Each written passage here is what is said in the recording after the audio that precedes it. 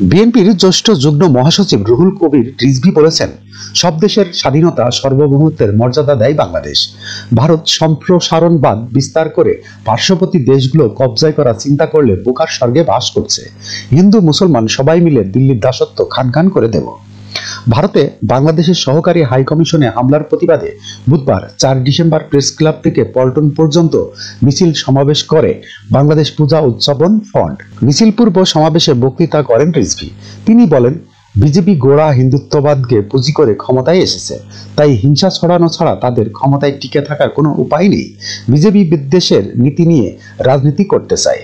রিজভী বলেন, মমতা ব্যানার্জি ধর্মনিরপেক্ষতার কথা বললেও উনার মনে গভীর কঠোরপন্থী হিন্দুত্ববাদ। সাম্প্রদায়িক বিজেপি শাসক গোষ্ঠীর সঙ্গে যোগ দিয়েছেন তিনি। বিএনপির জ্যেষ্ঠ যুগ্ম মহাসচিব অভিযোগ করে বলেন, ভারতের মিডিয়া খেয়ে না খেয়ে বাংলাদেশের বিরুদ্ধে অপপ্রচার করছে।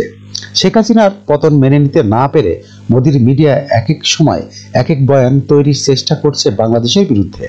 তিনি আরো বলেন, শেখ হাসিনার লুটের 28 লাখ কোটি টাকা ভাগ বিজেপির কোন কোন নেতা কত পেয়েছেন তাও বাংলাদেশের মানুষ আনুষ্ঠানিকভাবে বলে দেবে। অভিযোগ করে রিজভী বলেন, আগরতলায় বাংলাদেশের সহকারী হাই কমিশনের পতাকা নামিয়ে ভারতের সাম্প্রদায়িক শাসক গোষ্ঠী করোনার চেয়ে ভয়ঙ্কর আঘাত এনেছে। যখনকার খবর তখনই দেখতে চোখ রাখুন সুন 24 টিভিতে। চ্যানেলটি সাবস্ক্রাইব করুন।